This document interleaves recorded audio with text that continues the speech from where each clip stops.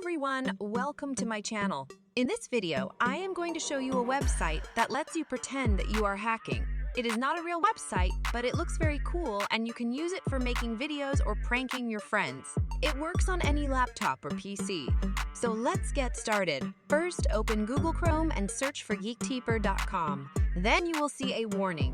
Click OK and you will enter the website. On your mobile phone keyboard, you have an option to auto-type. If you turn it on, it will keep typing for you until you stop it.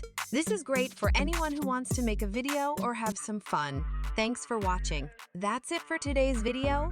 If you liked it, please give it a thumbs up and subscribe to my channel. Also, leave a comment below and let me know what you think of this website. I will see you in the next video. Bye!